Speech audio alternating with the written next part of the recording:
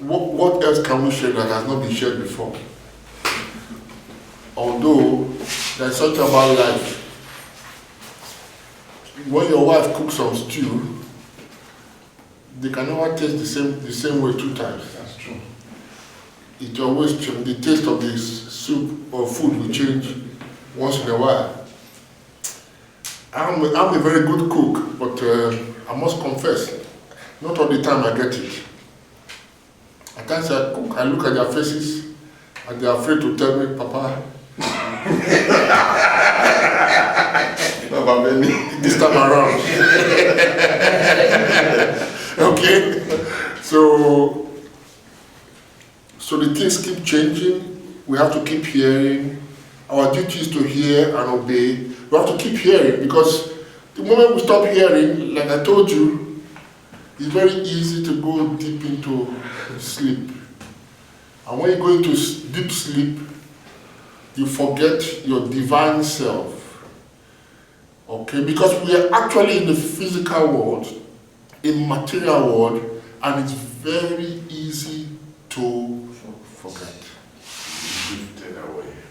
Paul's letter, Paul said we should sing psalms, read hymns to one another. He's talking about sharing the word of God. We should continue not forgetting to do these things. Even when we meet outside, we don't have to always occupy ourselves with the things of this world. We can always speak about the things of the Spirit. Look at what the Lord revealed to me. Wow. Okay? And we keep ourselves unblemished from this very corrupt generation. Because everything outside is actually in vain. Your quarrels, your bitterness, your gossips, they don't have eternal value. They are all of the dust beneath. They don't go up to heaven. It's just human affairs. Okay? And I must confess to you, we don't have to get entangled with them, because you will suffer unnecessarily. All right? Jesus says one thing. He says, in the latter days, the children of God shall shine as the star or the stars in the kingdom of their Father. All right? Now the kingdom of the Father, which is the kingdom of God, okay, which is the heavenly kingdom, which is heaven, is actually the realm of God. When you talk of the stars shining in the kingdom of the Father, these stars are actually creatures of Him. They're actually creatures of God. Okay? They're actually beings, creatures of Himself. Alright? These are light beings, and God wants us to understand that we are those stars. The stars are actually bodies that are light. When He says you are the light of the world, He's speaking about your true identity, your nature, which is actually pure light. Okay? It is not a religious thing, it's not an act. It's actually your being. All right, and I think Daniel prophesies about this in the 12th chapter. Daniel says that in the latter days, okay, something shall happen in the latter days. Now, the latter days is not a fixed time in the future, because prophecy always gets it wrong. When you read prophecy, prophecy tells you that something will happen and the world will end. Let me tell you something. The world is always ending. Do you hear me? The world ends for you, for those who have heard the gospel and are moving on into another dimension in God. That's why Paul writes, upon we whom the ends of the world have come. So the end of the world is not just one event that will happen, that Trump will kind of push a button and the whole world will go up in flame, then that's the end of the world. Then the angels will appear from heaven, then God's judgment. All those are fairy tales. Okay? So Daniel speaks about the end, and he speaks about those who are sleeping in their graves. Okay? He says, first of all, the angel, the archangel Michael will stand. He will stand. And when he stands in the midst of the people, those that are sleeping in their graves will awake. Some will go to everlasting life, some to damnation. And now says that the righteous shall shine as the stars in the heavens. Always remember that the heaven is God's realm. When you talk of God, heaven, angels, you speak about Mount Zion, it's God's dimension. Everybody is nested in God. Everything is in God there. An angel will not appear. An angel will not appear and tell you, something about himself. You know that? An angel will not come and tell you a story about something happening in India. The angel will always tell you about the Father. If the angel says I, it is the Lord that is speaking. Have you noticed that in the Bible, the angel is always the angels that appear as God? That angel could be you. It could be me. Okay? It could be all of us together appearing. Because if I appear, you appear. If you appear, I appear. If you see me, you see me. If you see that one, you see me. So when the angel appears, it's actually God appearing, because in that dimension, there is no other identity. Everybody lives by the name of God. There is only God. He says that I am he that liveth, and besides me, there is no other. When you begin to understand these things, you arise out of your human problems, your pains, your sorrow. My daddy died, my mother died, or somebody, and all that kind of stuff, or you lost something, you lost a child, or somebody is sick, or you see, when you ascend into this reality that is the Lord, and besides the Lord there is nothing else, you begin to understand that everybody is taken care of. It might not appear to you presently in that way, but always have your eyes set on the end. We see the end from the beginning, and the beginning from the end. And the end of it all is that we all came out and we all go back to that same source. Okay? So nobody is dead. Nobody is sick. Nobody is weak. Nothing is ever lost. You cannot lose a child. It can be painful though, in your human experience. But when you ascend high, when it says there is no more pain, no more sorrow, because you have transcended the flesh, the realm of the flesh. Everything is temporal here, and we always want to hold on to temporal things, isn't it? You want to hold on to temporal things, our life. You want to hold on to everything, my dear life. Everything about myself, about my world. I want to keep it, I want to preserve it. That's why we see the example of Abraham. Abraham received a call which is prophetic, because God does not kill. Abraham says, here's the voice saying, Abraham, you go to Mount Moriah and, sacrifice your one and only son. And he heard the voice of the Lord, and his faith, according to that level of faith, he realized that if it is the Lord is able to multiply that child 100-fold. He had that faith in him. So he obeyed the Lord, and he went on a 3-day journey, which is actually a resurrection. He went 3 days journey. When you hear 3 in the Bible like that, 3 days journey, and he went high to that mountain. High mountain. Mount Moriah was the highest mountain in that area at that time. And while he was there, he put his child on the altar and was about to kill the child, but he was not pretending.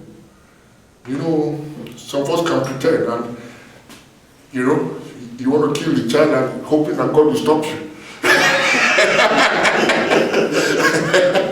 He was actually going to kill the child, and he had an angel. Now God appears again as an angel. We just talk about angels. And says, hey, don't lay your hand on that child. And he says, because you have done this, you have not withheld your only child. Because your only child is actually your legacy, your inheritance, your everything. Because you are not withheld your only son. In blessing, I will bless you. I swear by myself. That's the angel. I swear by myself. In blessing, I will bless. oh, praise God. Very powerful lesson there. Because the only son that you have today is your soul. It's your only self. Your only wonderful human self, according to your belief, isn't it? Because if you are going to climb up, because that Mount Moriah is a kind of an allegory, a typology, a type of Mount Zion. Okay? A type of Mount Zion. Okay? Praise God. Hallelujah. Who shall ascend? Because if you ascend Mount Zion, you cannot actually ascend as a human being. The sacrifice is that what? You must lose your life. That is the big sacrifice that most men cannot pay. You know that? But Jesus asked a question before climbing up. He said, but what shall it profit you, man, if you gain this whole world and lose your soul? Because he knew that this step of faith to climb that mountain, most men will fail there. So he asked, well, of course he was also asking himself. Jesus actually was struggling. You know, he asked himself too that same question. When he speaks, he's also asking himself, that what shall it profit you, Jesus? What shall it profit you if you stay here with this man and gain everything and lose your soul? So he says, I must arise and go to Mount Zion. Okay? 3 days journey goes up to Mount Zion. Hallelujah. Amen. It's the realm of the dead. When I say the realm of the dead, the human dead. Praise God. Hallelujah. No flesh and blood, no human can actually arrive at that kind of a place. Nobody. Praise God. And you know, when the Lord blesses Abraham, he says, in blessing I will bless you. Now, let me tell you something about God's blessing. When God blesses you, God blesses you with himself. There's no other reward. Psalm 24 says that, what else? It says that, let's read it quickly, Psalm 24.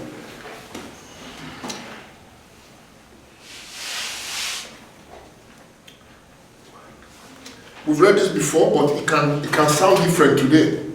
Isn't it? Yeah. The soup or the stew or the meal can taste different today. Psalm 24.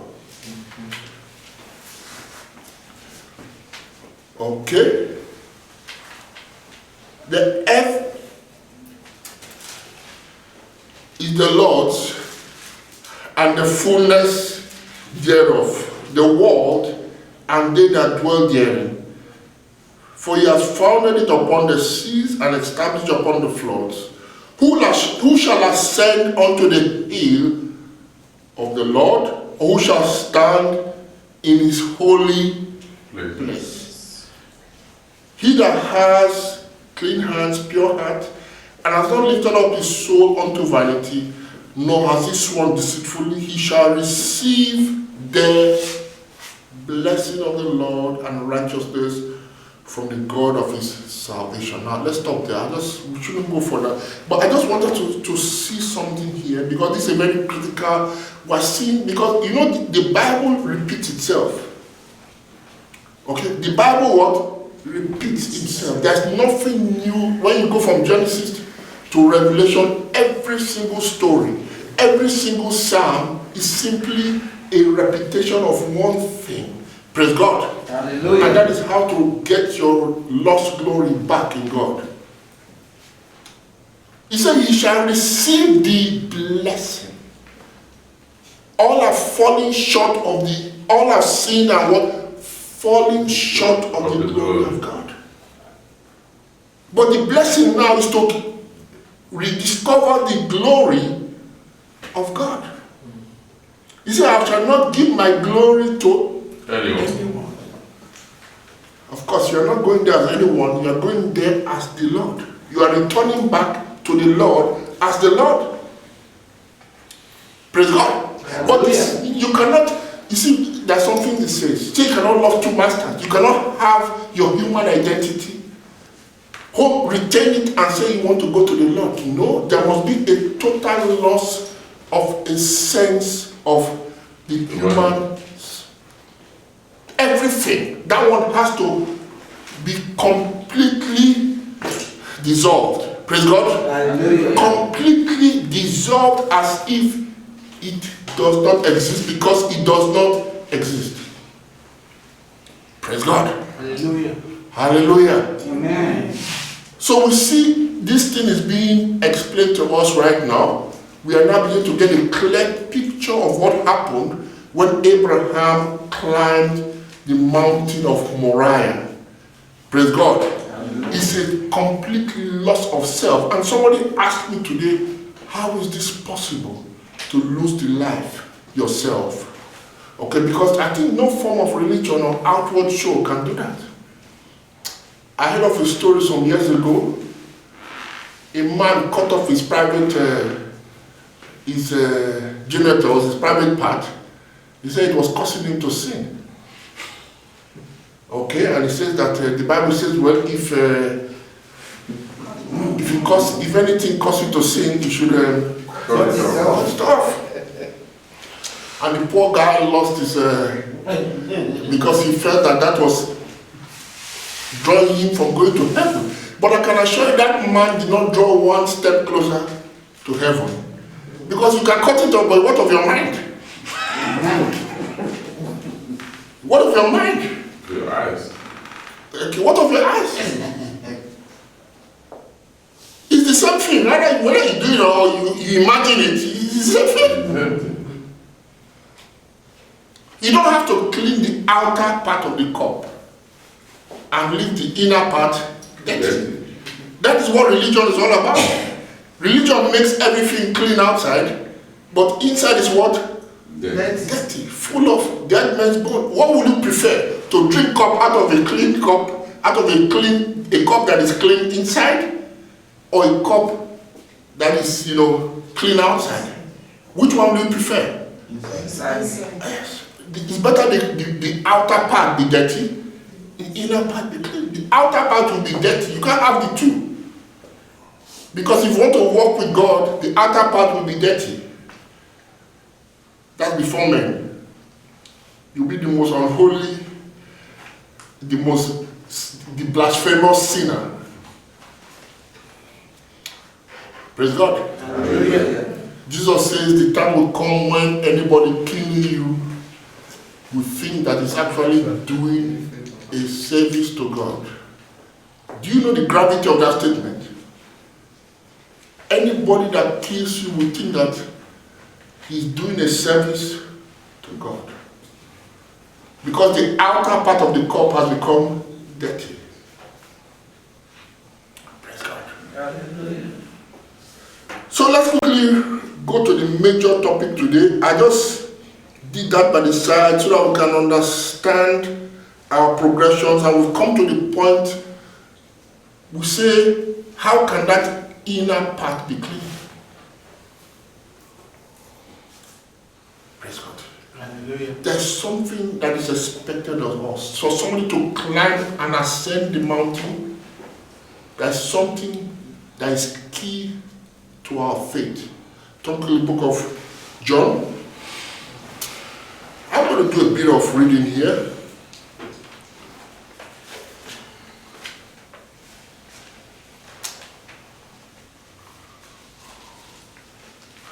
Verse 24. John chapter 5, verse 24.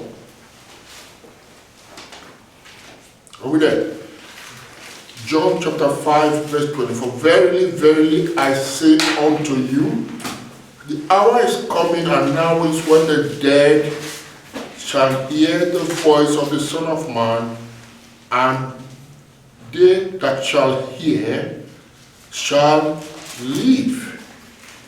For as the Father has life in himself, so has he given to the Son to have life in himself, and has given him authority to execute judgment also, because he is the Son of Man. Marvel not at this, for the hour is coming in which all that are in their graves will hear his voice, and shall come forth, and they that have done good unto the resurrection of life, and they that have done evil unto the resurrection of damnation. Now, understand what it says. It says, all shall hear. You know, you don't need to worry about if somebody died, he was not born again. You don't need to worry if all shall Yeah. Everybody shall hear.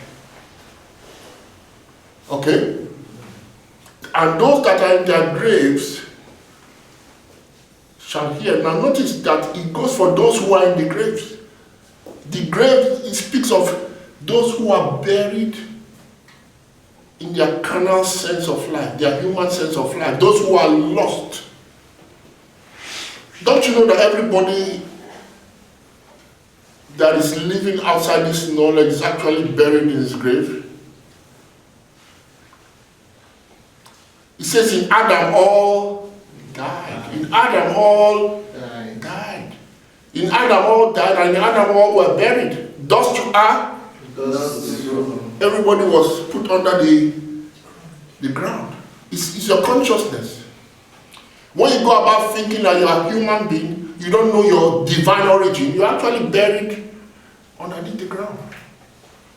You don't have to die physically to be put under the ground. In fact, that is not the grave. That is just a parable. What you are seeing out there in the cemeteries, in the wall all over, they are all parables. Those are not graves. Nobody is there. The real grave is the human flesh mind.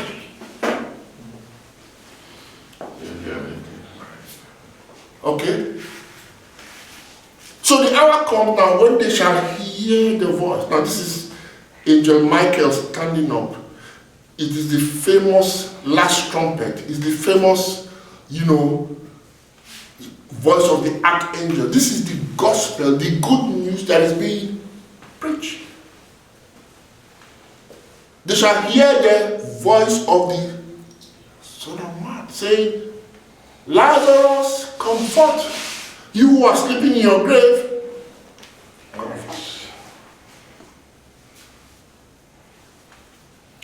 Now, what is the voice doing? The voice is only testifying, reminding you of your origins in God. And they shall live. Now, when you talk of live, to live, it says, I am he that liveth, and there is none. You see, when you live, you're actually living in the Father, in God.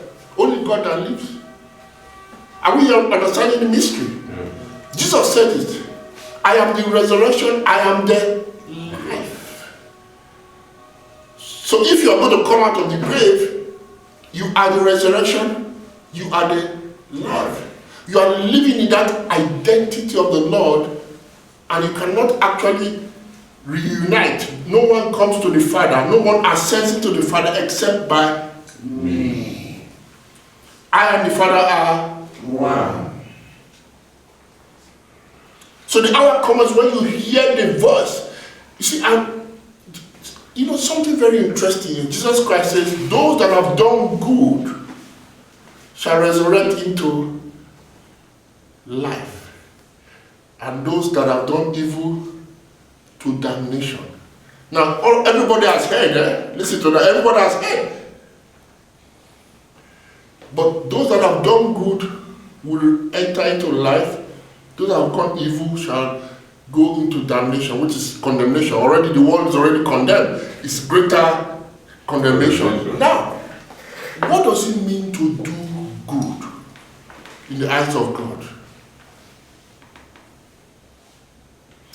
Because when you hear the voice, the Lord expects something of you. He wants you to change your conversation, change your mind. It's all in the mind. As a man thinketh, So is he. it's all here in your mind. We begin to understand the words of Jesus. Jesus Christ says he can only do what he sees the Father doing. He had no life outside the life of the Father. He had no understanding outside the understanding of the Father. Spontaneously, when you begin to hear the voice of the truth or truth, you change mentality, identity, and it is now, not tomorrow. And when you change identity, you know within you that it is actually I that has been from eternity that lives in this temple. And you change your mindset and your conversation. Because you are already speaking in your mind. Your mind is actually speaking all the time. Okay? And spontaneously, when you speak out of the mind of Christ, he says that the earth shall be covered with the knowledge of God as the waters cover the sea. Because the reality of it all is that the Father himself is not aware of another creation or any other thing apart from himself. You think God knows people in their humanity? God, you see, the mind of God is not aware of your humanity. Oh, somebody is saying, well, this is strange. Eh? The mind of the Father is not what? He's not aware of your humanity. Your humanity is your own personal imagination.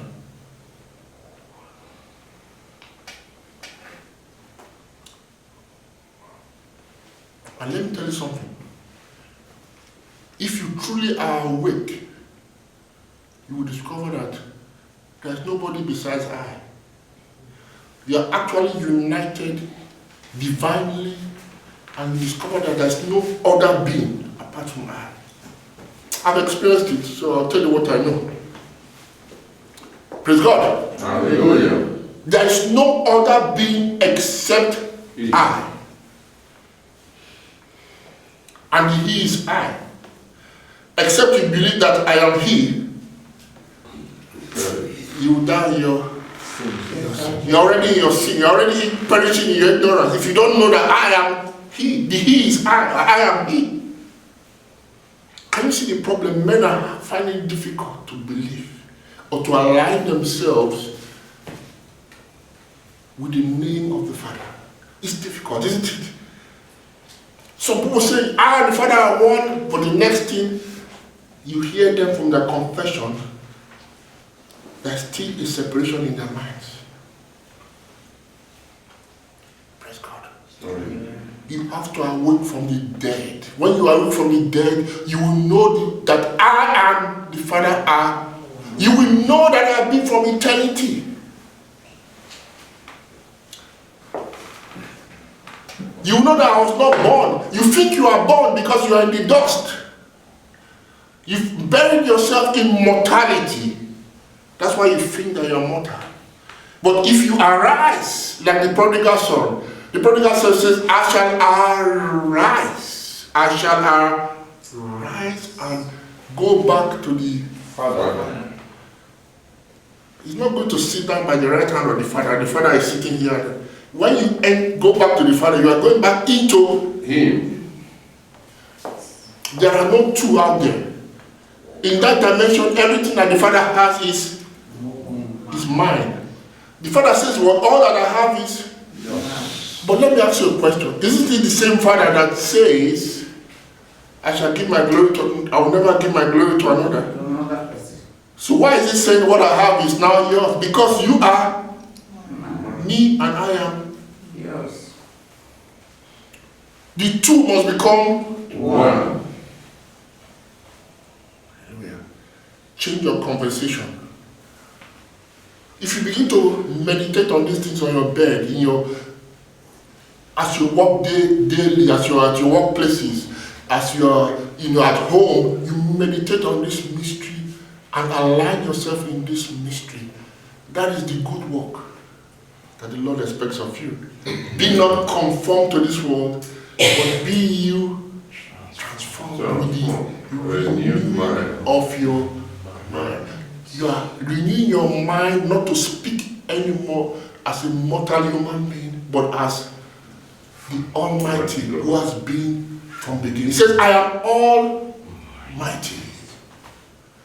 Hallelujah. I am your great exceeding reward. If you begin to change your conversation, do you have enemies? Can you be bitter at anybody? If I'm bitter at people or I'm still remembering the past, that means I'm sleeping in the dust. I'm still sleeping, fighting shadows. Have you blowing shadows? Isn't it? Shooting arrows at shadows. Things that don't exist. You will just discover at the end of the day how foolish you were, how bitter for nothing. Things that don't exist. If I arise, because if you are down there in the grave, it's all bitterness and sorrow and tears and pain, isn't it? And you're always lacking everything, isn't it? Lack. I've seen people who are so rich and they're always in lack. Okay? You cannot be satisfied if you are down there on the earth. You cannot be. Isn't it? That's right.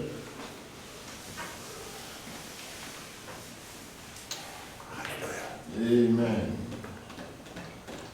But I shall arise out of the grave of humanity, and I shall stand in that identity of the Lord. Change your conversation, putting aside the old corrupt man. Yes, that old man is what corrupt. It profited nothing. He said the flesh profited Nothing. Are these the words of Trevor? No.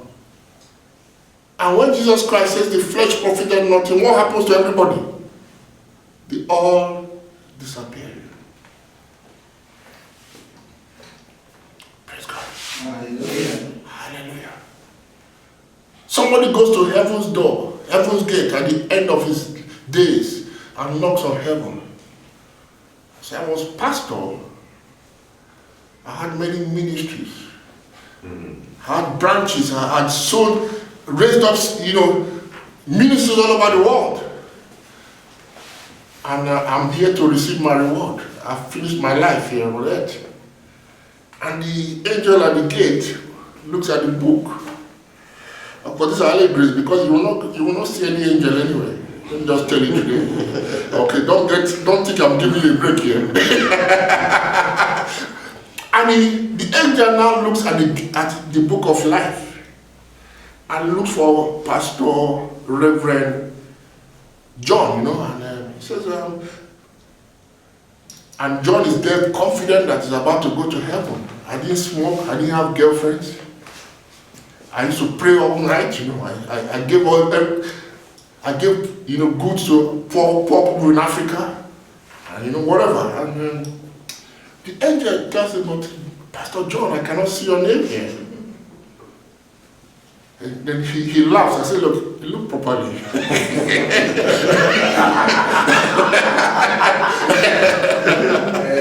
Okay, then at the end of the day, he said, well, I'm sorry, I know the books cannot lie. And I'm sorry you don't have a place here in heaven, in God's kingdom. You have to go to the other side where the hypocrites and the people perish, just go. And an ordinary man just walks in there, Okay? And I'm not trying to encourage you, but probably had a cigarette in his hand. And enters, and he tells the angel, well, my name is Papi Loli, and I'm here to receive my reward. did he say? And he now kind of, he kind of repeats again and says, sorry, my name is Jesus.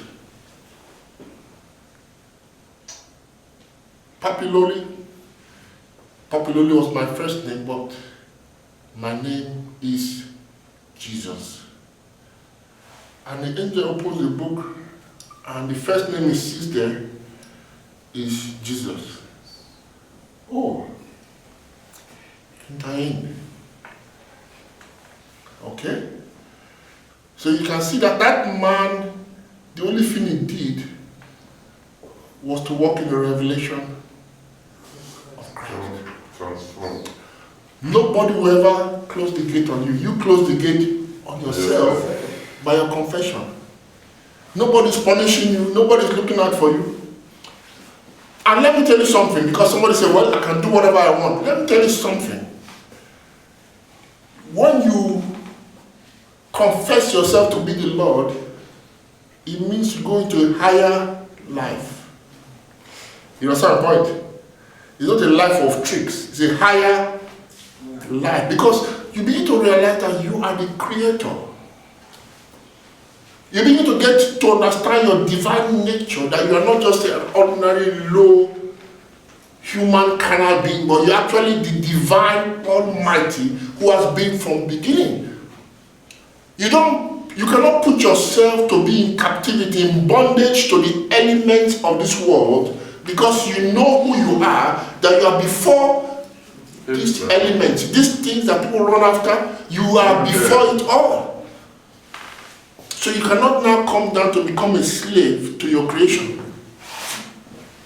Praise God. Hallelujah. So along with this knowledge, along with this change of conversation, comes a new reality, a new living way, which is the Lord from heaven. Praise God. Hallelujah. But we have to fight against the convictions, unbelief. You know the battle of the Lord? The Lord is mighty in battle. Have you heard of that? Yes. The Lord is mighty. You know the battle that the Lord has to battle, to go through the gates of Jerusalem, to return back to his glory? You have to battle your unbelief. That's the battle of Armageddon. All the lies. Because the world is just a lie. Everything you believe yourself to be is a lie. You have to war against those things that elevate themselves against the knowledge of Christ in you. Amen. Everything is against it, isn't it? But you have to put on your shield, your sword, the sword of the Spirit, your helmet, and fight this battle of faith to the very end. Now listen to me. What they will deceive you and tell you to do, they say when you put on your armor and your swords, you are fighting devils in the sky. You are fighting your enemies in the village. Isn't it? Praise God. Hallelujah. You are fighting all those people that are bringing all the bad luck to you. Isn't it? And you keep fighting things that don't exist. Endless. All your life you'll be concentrating on things that don't believe. I know brethren who wake up at midnight with a psalm. The pastor tells them to read a psalm at midnight for 7 days, isn't it? Yes. And you go up, wake up at night and you read, the Lord is my shepherd. I shall not want. And they will tell you that the Spirit will not come near you again. And watch out what will happen after 7 months. And you know, maybe you do it and something happens actually. Maybe you do it and maybe something changes in your life. And you know, what you don't know is that it's your faith. That faith that you use to wake up at midnight. That faith that makes you to be consistent to read that. That is that faith that you've exercised that has made you to get a result the way you wanted it. Don't you know that to him that believes all things are possible? He's not talking about Christians or Muslims or anything. If you believe, all things are possible. But the problem there is that unless you attain to the Father state, you cannot actually operate with the fullness of the power of God. You will always have yes, you can't make it. The almighty power of God, you cannot exercise it except you walk in Him. It's not possible. You must be in Him to exercise that power. So you have levels of faith, you have levels of mountains, isn't it? But to attain to the highest, you cannot get there. It's not possible. You can't get there except you walk in the nature of the Father. Because if men have access to that kind of power, you know the damage that will happen? You know the damage? If you give man power, you know what that means? You don't know what you give man unlimited power. It's in the book of Job. He said, God, lest they put their hands to do evil. The power of God can never be given to a mere mortal. It's written in the book of Job. All these are there in parables. Because he says that he will do harm to men. Just imagine somebody, Trump or Salvini or somebody has all the power in the world. Let's start from one. We're talking of other people. Talk of own pastors. Just talk of pastors. If they have that power, like God, you can just be rest assured that the whole world immediately will turn to the church. Yes. To that church name. You can rest assured that every leader in the world must appear there every week to worship that pastor. Praise God. Yes. See, so the only way we can attain to this fullness in Him is actually a reconditioning of the mindset, changing our conversations. And it starts now in us, in our meditation, in our thoughts. Praise God. Praise God. And spontaneously the cup is being purified, isn't it? The inner part is being cleaned up. Because if my mind is conditioned to see the Father's creation, I cannot hate you. Praise God. Hallelujah. I can hate your ignorance, but I can never hate you. Because I see you, I recognize you. You know Jesus what He says? He says, before you remove the, what do you call it? The speck from your brother's, he uses the word brother. Say before you remove the speck from your brother's eye, remove then you will see your brother clearly. He used the word brother because he was trying to say, you can't you see that you are the same body? You are the same body, you are the same family. He said, can't you see? You blind man, you that are pointing your finger day and night. Can't you see? Remove that the one from your eyes, then you will see clearly that you are dealing with your brother. If you understand this thing, bitterness, you let it go. Amen. Amen. Hallelujah. There's something that I have to let go, isn't it? But the more we look, the more our eyes are open, the more those things will disappear. Can we stand up? God bless you. Amen.